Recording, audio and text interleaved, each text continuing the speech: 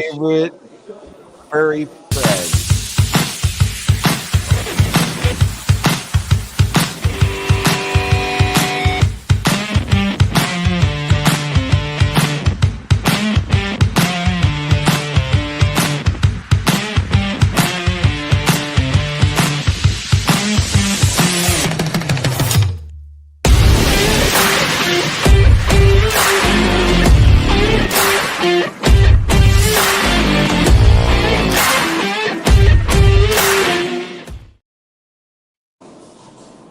Good morning, good afternoon, good evening, depending on where you are in the world. It is episode 824 of Office Hours, the place where we share ideas, innovations, and collaborations. And I have two of my mentors, my friends, my teachers and coaches, Double B, Blaine Bartlett, BlaineBartlett.com, moving possibilities into reality.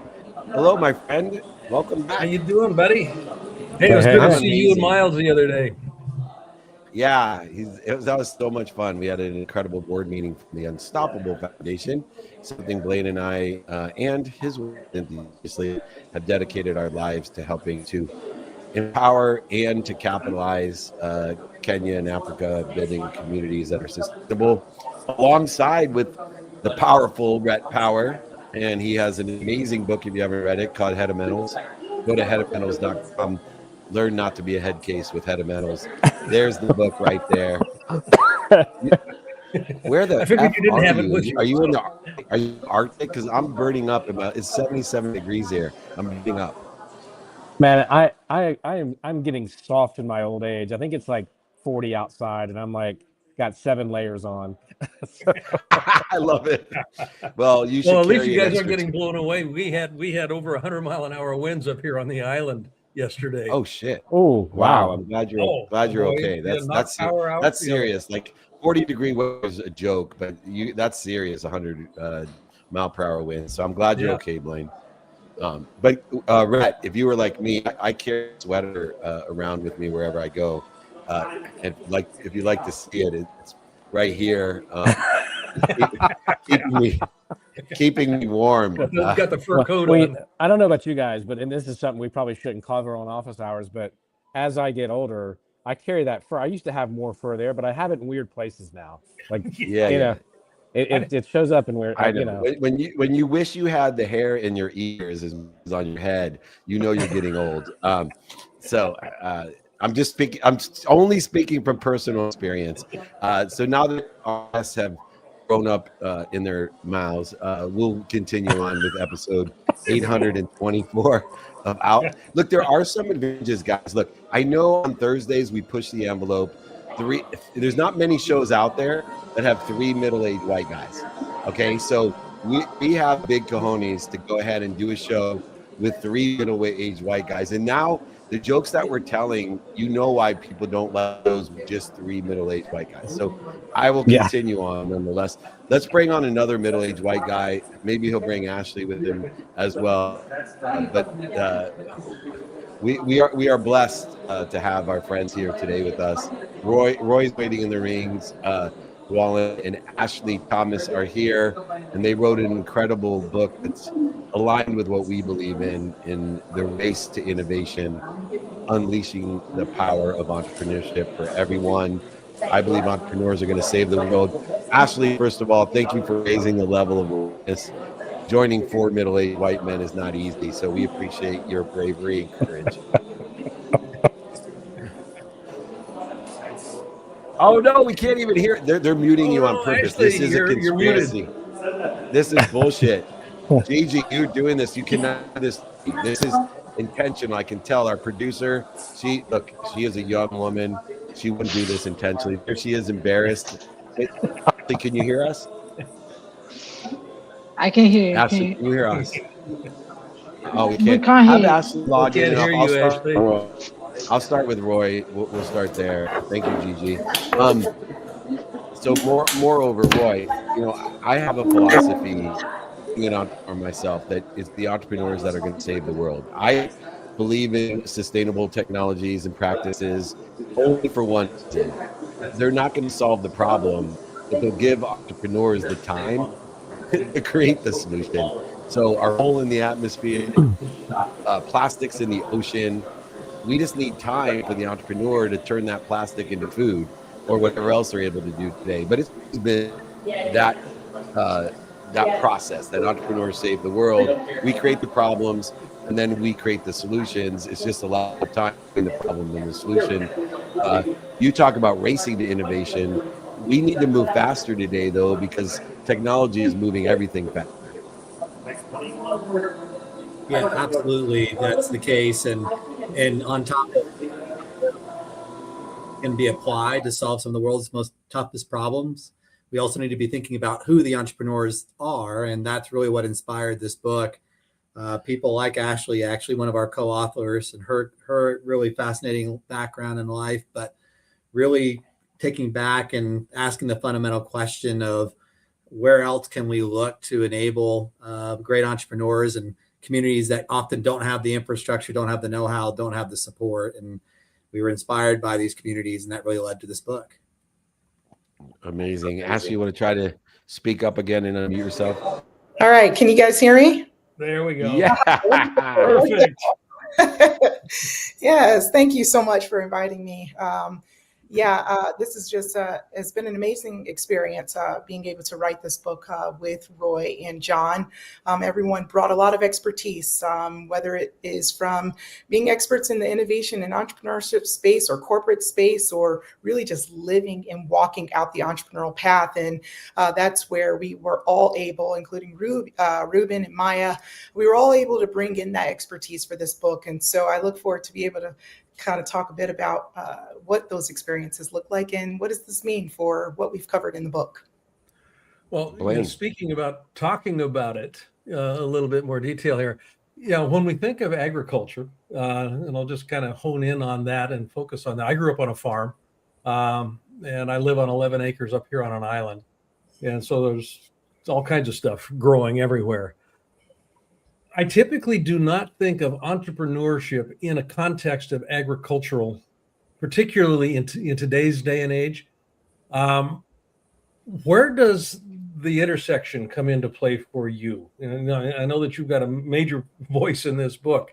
What are some examples that you actually can cite about how entrepreneurship can actually be leveraged, particularly in the agricultural space at this point in time?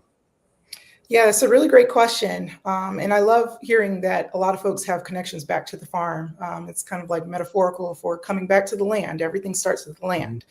But I really have to give credit to Roy, John, and our experience with working together to really understand any entrepreneurial opportunities that arose in the spaces that I was working in. So yes, I was kind of working as a social entrepreneur, really primarily around nutrition security and how it intersects with agriculture and farming and gardening. And we just kind of being an EIR and serving as a mentee at one point, and then serving as a leader right alongside with Roy and John.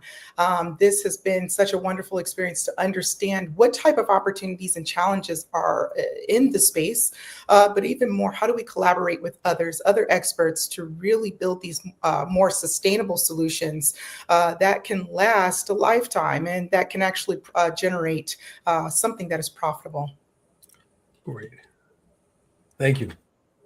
Rhett, unmute yourself. I need to So- your background. What's the inspiration for the book? I mean, I hear all of this, and I hear entrepreneurship, and I look at like sort of the global development goals, and solving things like starvation, and is the hope here that ultimately this is going to help farmers around the world and other places? Talk a little bit about sort of what you want to see, the big problem that you guys want to solve here. Yeah, I think I'll jump in, and Ashley, please jump in as well. But inspiration for the book is really, we started this book back in 2020 at the height of some of the challenges we were having socially in our country around the African American experience, and really thinking through that. And as we worked through that as an Eshelman innovation shop, right, as an innovation team, we thought about, well, what does that mean in our world? And we as we dug deeper and deeper into the history, the stories of entrepreneurship and innovation in the African American community, we were inspired and actually saw a lot of what we think are key principles for innovation and engaging more generally, but also engaging with these communities to really solve the problems you just laid out at the end, Rhett, right? That people that can actually drive entrepreneurship in spite of all the barriers is probably from just a user experience, user design, bring those skill sets to the table. Those are the outliers you want to look at to try to understand what is that secret sauce that can drive those solutions. And I think one of the principles we talk about in the book is called unique lens that scales. And the idea is that people in these communities, these underserved communities, minority communities, whether that's racially or even just different intellectual training backgrounds, we think about diversity very broadly in this book. But the idea is by engaging people that don't think like us, maybe don't look like us, have different lived experiences, they're going to have really unique solutions to problems that we've never thought of because it's outside of our training, outside of our lived experience. And really, it is about unlocking that potential, unlocking those ideas and helping them scale, because it's not just about benefiting that community. It's about ideas that can come from that community to benefit the world. Ashley, anything to add to that? No, I think you were spot on, Roy. And really what we're emphasizing here is the importance of collaboration. What does collaboration look like? We often hear the term, but what does it look like in practice? And then what does that look like for everyone in terms of moving getting to solutions to some of these bigger problems? And you guys highlighted agriculture, but we cover several different industries in the book. And I think that speaks to how scalable this approach could be, where it's not just applied with, food security, nutrition security, and opportunities engulfed, as I see in the chat, but also, cosmetics, healthcare. We've even seen it in the food space, in culinary. And so there are many opportunities that could arise when you collaborate and when you recognize the assets within all of these communities, these diverse communities. And as Blaine and I especially are aware of, with over 20 years of work in the Unstoppable Foundation and building a school of entrepreneurship in Kenya, in the Masai Mara, understanding the impact that innovation has in all levels, as well as created funding specifically to bridge capital to women and women of color because of the significant atrocity not capitalizing our most powerful resource in the world, which in my opinion is women, and then add on to women of color in the unbelievable ignoring of our great assets. So I also, just as we finish up, and we'll invite you back, so we need more time to delve into the book, critical business issues. I just can't stop thinking about this as a modern day Good to Great. And reading Colin, the amount of research in the way that he weaved together the stories of these diverse innovators of the past, and interviewed and researched the articles of their days of the innovation great in a quantitative way, to really enhance the lived experiences and these innovations in all industries through personal leadership. And today's personal leaders are more entrepreneurial than the executives that existed from the 70s to the 2000s in Colin's book, Good to Great. But if you want a modern day Good to Great, if you want to be great, read Race to Innovation, unleash your power of entrepreneurship, not just for yourself, but for everyone. It takes great leaders like Roy Zwalin and Ashley Thomas to lead the way. We appreciate them, what they do. Thank you so much for writing this book and inspiring so many to change the world and maybe even save it. Well, guys, thanks so much. Thank you. Thank you. Right on. What great entrepreneurs, man. That book's almost as good as Head-Mentals. I'm telling you, it's hard to beat. You got Good to Great and Napoleon Hill, Think and Grow Rich, Outwitting the Devil, and you got the innovation. But if you really want to change your life, read Head-Mentals. Hold it up, Blaine. One more time. It'll blow your mind. Head-Mentals will blow your mind. And after you're done with Head-Mentals at the Super Bowl, just don't forget my book. Pre-order it. Don't do business with dicks. Yes, a reminder. Not Dick's Sporting Good, but assholes. Okay. All right. Anyway, our next guest is instant class. That's an instant class here. That's going to be an instant classic. Oh, don't forget Compassionate Capitalism. My flying goodness off the gracious. shelves. You know, Compassionate Capitalism was the inspiration for the title of books, because that book is so good, but nobody walks by a book called Compassionate Capitalism and is like, oh shit, I got to read that. The inside of that book is so good. I decided to do the opposite this time. Instead of writing a book that has significance on the inside, I just went for the marketing play, a title that everybody would buy. Don't do business with dicks.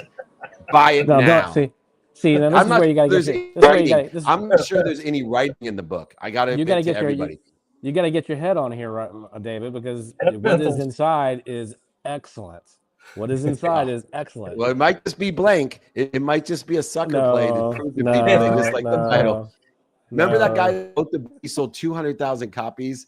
It was it was something about women, like how to satisfy your woman, and then it was blank in the inside, because and then at the end it said there's no way to satisfy a woman. Or something. I thought it was really funny. I bought the book as well. Anyway, there is no justice in the world, but the one justice I do know is a young entrepreneur. He is the voice of his generation. If you haven't heard him, we're glad that he's the voice of his generation. His name's Justice Logan, and he is an extraordinary young leader, and we appreciate his character, his integrity, and his drive. Thank you so much, Justice Logan, for joining us here on episode 824 or so of Office Hour. Thank you, David, for having me. It's an honor, and great to see some faces that I recognize. Good to see you all. Yeah, I had to mute the background on Rhett. Don't forget. Well, good that you recognize these people, because you know, they're getting old. It's hard for me to recognize them sometimes. They look like the guys I used to know, but they're getting. I can't believe I'm looking that old. Anyway, let's get to what we really want to talk about. Since you're the voice of your generation, it's really important that we build your brand. So there's no possibility of selling a secret, and you are a secret, and we can't sell a secret. So we elevate the voice that you have and the community that you have. You have been coached by the greats, the Blaine Bartletts, the Sharon Lecters, the Jim Novels, the Wilsons, the Les Browns.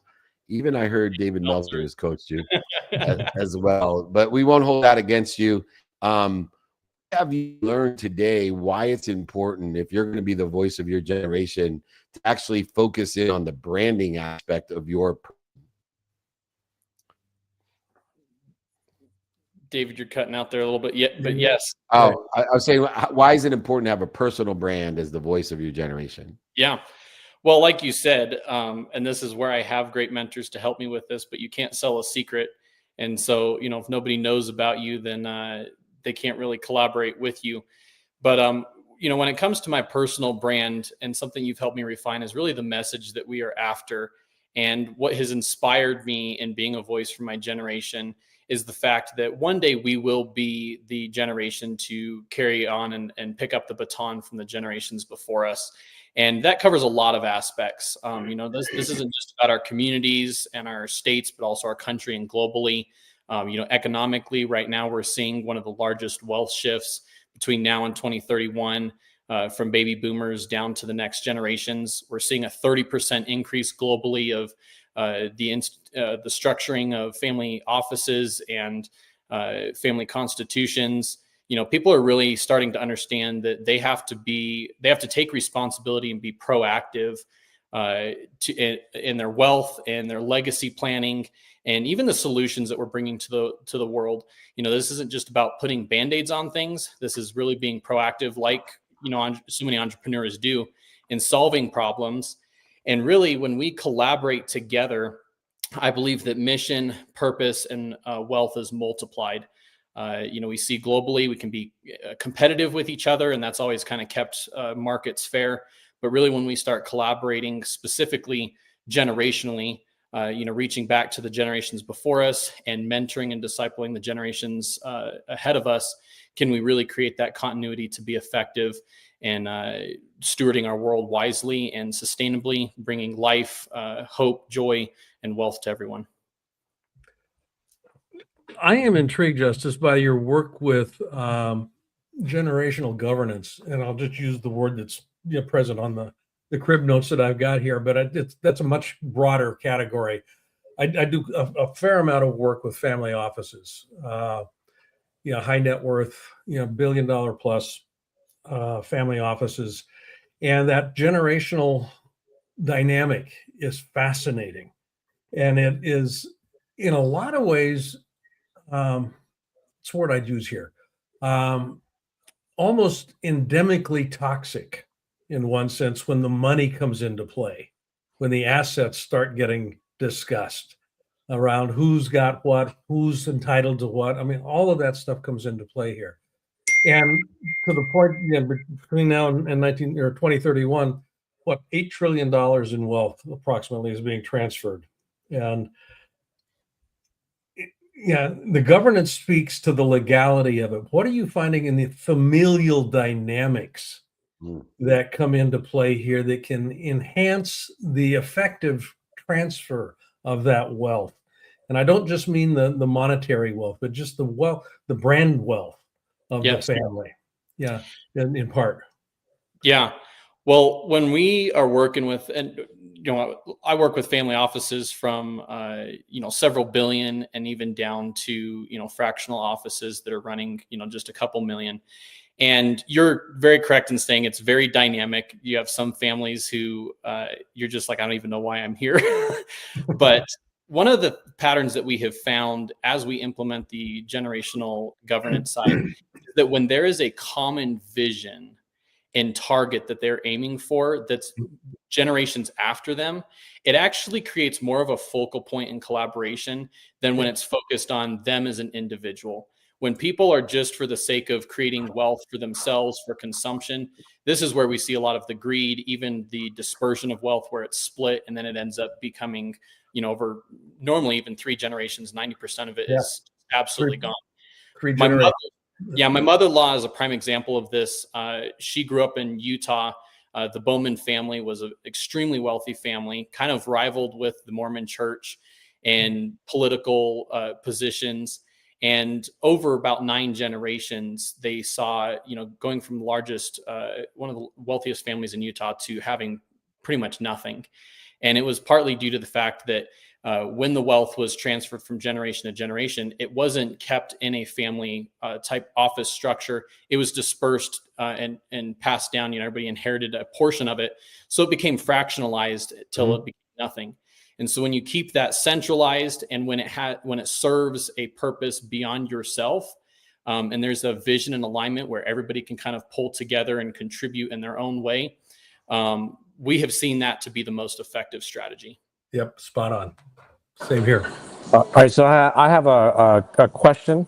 I have a prediction, and I want you to make a promise. How about that? Wow. Okay. So the prediction is that you'll be president of the United States. That's number one. Number two, the promise is that you're going to have the 3 of us over for dinner one night to talk shop. Number 3, question is, what is your definition of leadership? My definition of leadership. Wow. I didn't hear the promise in there. I promised to have you all and Sharon Lecter. Let's not leave her out. There you go. No, I would love to. He didn't deny that he wants that job one day. That's good. I like that. I'm going to help him. I'm going to help him get that job. We need him. When I was 4 years old, I told my dad that I wanted to be president. And I grew up like you, Blaine, on a ranch. I grew up with cattle. And I think that taught me a lot of foundational pieces that has kept me humble, but also has driven me to take ownership of the future. But to answer your question, what is my definition of leadership? My definition of leadership, I guess, could be summed up in service and serving other people. You're not really leading somebody to yourself. It should be your ability to unite people around a common vision. And that vision has to give room for people to be able to express their gifts, their talents, their strengths, and not limit them. Leadership shouldn't minimize others' greatness. It should actually maximize their potential and their greatness. And so I believe that as a leader, all you're doing is drawing that out from inside of people, helping them self-discover it, but also in a given vision, giving them that opportunity to collaborate, express it, and make the team stronger, to maybe strengthen areas that there's weakness, but also to really multiply the efforts and effectiveness of what you're doing in a way that you can't do as an individual. As I told you, he's the voice of his generation, future president, and I'm looking for, and I know Red has experience in this, I'd like to be the diplomat to Bora Bora. I'm sure I could do a lot of good from there. I could change the whole ATVing, water exercise. There's a whole bunch of really big things I could do from Bora Bora. So keep me in mind, Justice. I am happy to take that position, and beyond having dinner at the White House in the new Trump ballroom, which will also be a pleasure to be in as well, considering my tax dollars have gone to increasing our hospitality for diplomats like myself in Bora Bora. Thank you so much, though. A great mentee and mentor. He's the future voice of America right now for his generation, a family office architect, a life architect, a speaker, but most importantly, always puts first a father. Justice Logan, I'm so proud of you. I love you, and I always have your back. Please come back on Office Hours. Love you, David. Love you guys. Thank you for the time, and it's an honor to be here. Great to have you. We'll see you soon. Check him out, Justice Logan, the future president of the United States. And you heard it here first, is a guarantee from Rhett Power. All right, Kirk Anthony Hamilton, welcome to Office Hours out of Kingston, Jamaica.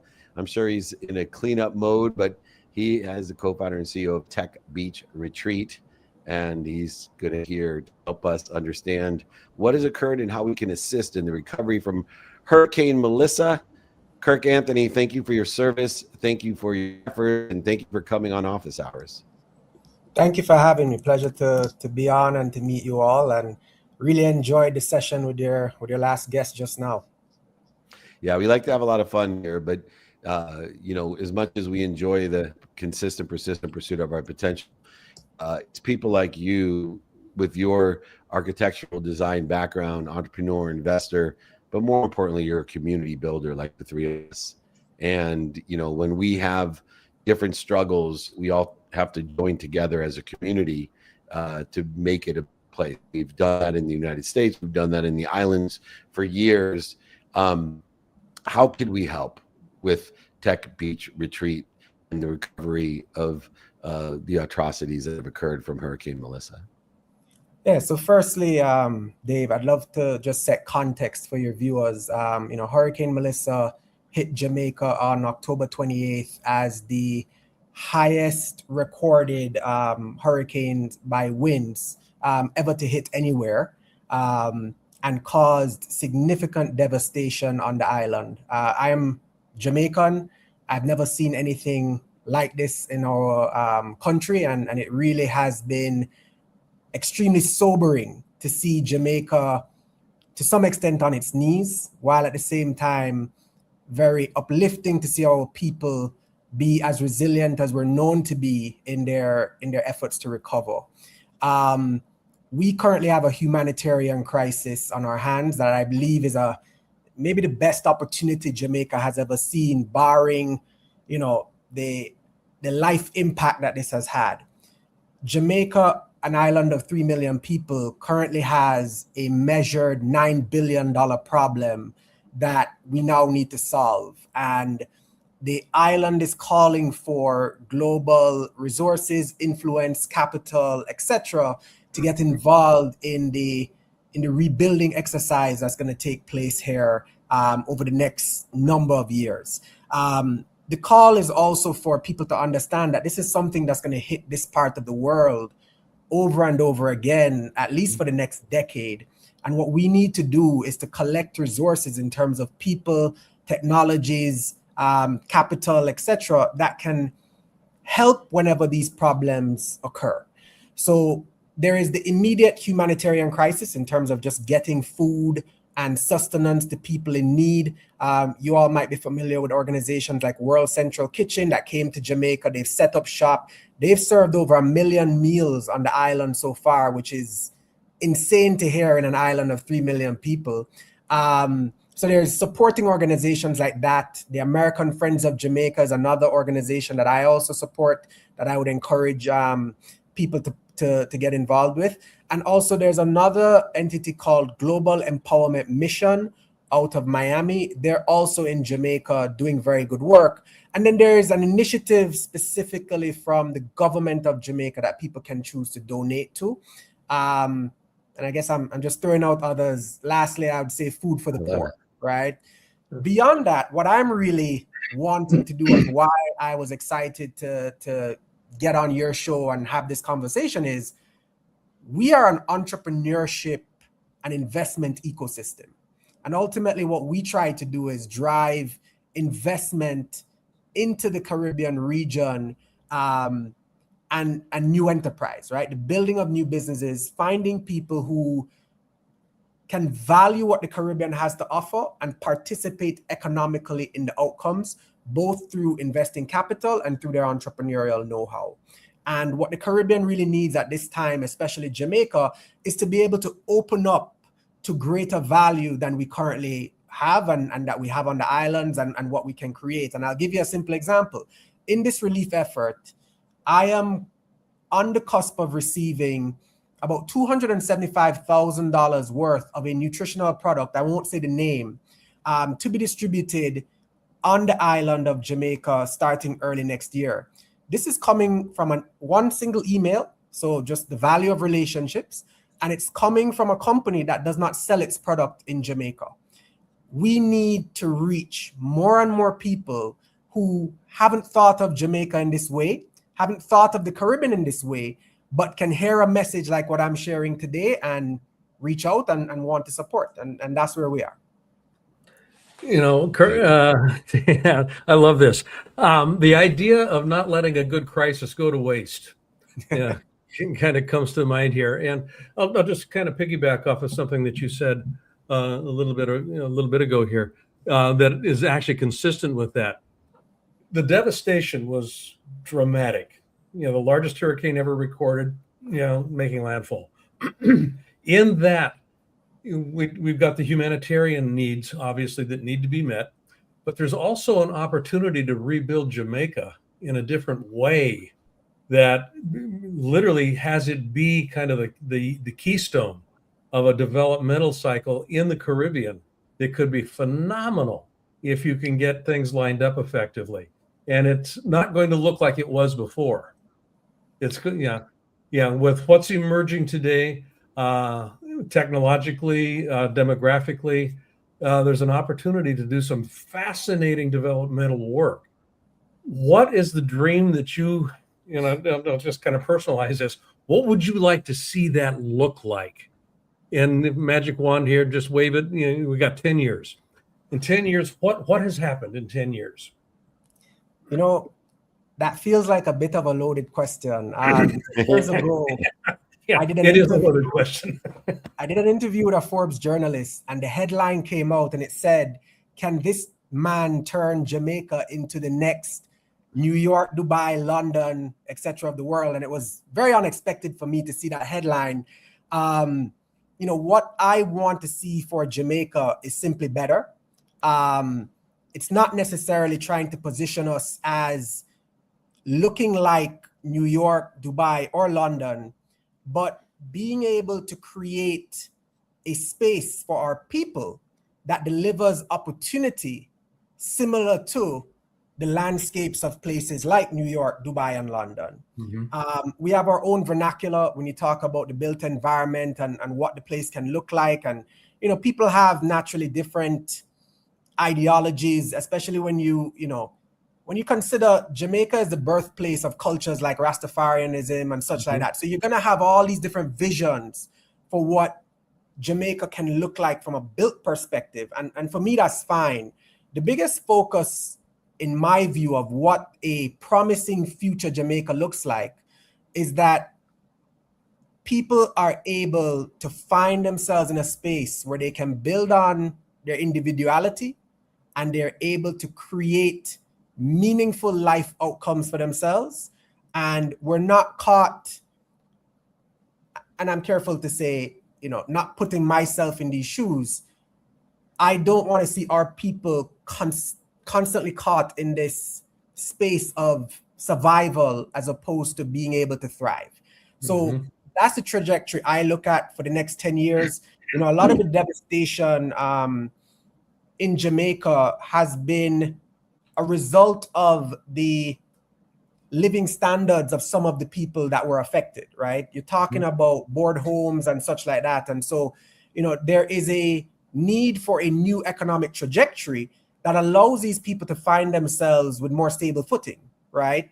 And being able to build in a more sustainable, resilient format that can resist the impacts of future disasters such as the one that hit Jamaica back in October. So I hope I've answered, but that would be my vision. So, you know, I lived in 1989. I lived through Hugo, which came through, which is a high category 4. And what you spoke a little bit about how the community came together after this, and the one of the huge upsides of that was getting to know your neighbors and eating at the same tables, and just the camaraderie and the community that was built from that was such an amazing thing to see, and the spirit of the community coming together to solve its own problems, because, you know, the government couldn't. It's such a massive scale. You had to take those trees out of your roof. You know, you and your neighbors. You know, you had to move the trees out of the roads because the civil, I mean, the services were overwhelmed. How do you keep that community going and that intensity going? How do you because this is a long-term recovery, right? How do you, from your view, how do you keep that energy alive and that spirit alive and that sense of community alive so that things can get rebuilt and things don't, that the attention stays where it needs to stay? So I think the major way to keep people engaged in the way that they have been is, one, through transformation. So people seeing transformative results occur over time is very important. And then 2, for the ecosystem to consistently evolve, right? So that more and more people and players are being added. Jamaica, through this, has experienced a level of solidarity that I feel like, in my experience, I've never seen anywhere else, in terms of the level of global interest and commitments that have been made by organizations. Once again, many instances where they don't even operate on the island, deciding that they see a value that they should contribute to. This is primarily on the philanthropic lens. And so what I'm looking for now is to build that out into the entrepreneurial and investment side. But yeah, I think the major way that people will stay on this, because we're seeing something we've never seen before, or at least not in my generation, in terms of the level of community that Jamaica is now experiencing, is that people just start to see change and transformation, and the rebuilding efforts start to communicate something that looks different to what was there before. I think if we go down the path of creating what was destroyed or recreating what was destroyed, we're going to very quickly lose what this momentum currently looks like. And I want to be cautious with even some of these words that I'm using, like momentum, etc. You know, there's still people who are living without roofs, who are unsheltered, etc. in Jamaica. There are desperate needs that need to be seen and given attention. But at the same time, you know, as an architect by training, I believe in looking to the future. And I believe you can't call on problem solvers when you need them. You need to, you know, open the door and send out the invitation. And I'm sending out the invitation to let folks know that Jamaica is interested in a new paradigm of entrepreneurship and investment, and to get a new audience of leaders involved in the new Jamaica that should emerge from a crisis like this. He's especially for innovation and entrepreneurship in a country that has that momentum and an opportunity to come back better than ever. He was on as Young's Entrepreneur of the Year in 2024. President Obama, one of my favorites, has honored him as well at the World Economic Forum, seeing every highest level entrepreneur trade of Forbes, Wall Street Journal, New York Times as a global leader. It is time that we support him with Tech Beach Retreat. We need to put our money and our effort behind the great innovators and leaders, investors and community builders like Kirk Anthony Hamilton. What an honor it is to have you here. We appreciate you. We'll have you back. Anything we can do to help spur the investment and innovation in Jamaica so that we create, like we have in Africa, Blaine and I, a sustainable village, one that can withstand even greatest winds that we face, as you and Blaine have faced some big wins lately. We appreciate you and are here to support you. Kirk Anthony Hamilton, please come back and join us and let us know how we can be of service and of value to you and your company. Thank you for having me. Your team has been amazing. Pleasure to meet you both, Rhett and Blaine, and keep up the good work. Thank you, guys. Thanks. See you soon. Incredible Kirk Anthony Hamilton. As we move into overtime on Office Hours, episode 824, I'm going to start Amazing at Power. What's your takeaway of the day, my brother? Man, I just love seeing people doing world-changing stuff, man. I just, like, these guys just are inspired. How about that? Inspired. I like that. I love it. And Mr. Blaine Bartlett, turning possibilities into reality. As always, hold up Headamentals, because I heard that's a fairly good book. Headamentals. One more time with feeling. Voila. Blow your mind with Headamentals. All right, what's your takeaway of the day? For the sake of what? That's the takeaway. We're going to rebuild for the sake of what? Well, people have an opportunity to thrive in their life. We're going to look at entrepreneurship in a different way. For the sake of what? The idea of doing something, if we can't answer the question for the sake of what, that's where inspiration, pick up on your inspiration note here, Rhett. Inspiration is an answer to, or it's the experience of for the sake of what matters. I'm now inspired to go do that. Completely different than motivation. Completely different than motivation. Yeah, and as I've learned from you, completely different than I'll be happy when we move things to for the sake of what. My takeaway is taken from Bob Marley. And if anyone has read the biography of Bob Marley, watched a movie of Bob Marley, thinking of Jamaica, there's an important scene when the Rastafarian leader, he says, what's the message?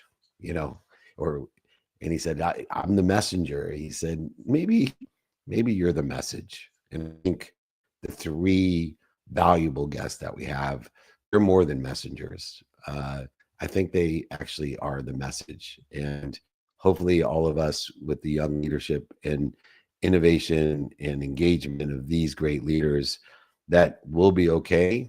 We don't need more messengers. Maybe we need a better message for the sake of making a lot of money, helping a lot of people, and having a lot of fun. I have two of my cohorts in that mission, two of my mentors, two extraordinary individuals and leaders around the world. Read books, support their masterminds, follow them. The incredible Blaine Bartlett, go to blainebartlett.com. And of course, the author of Headamentals, my dear friend, Rhett Power.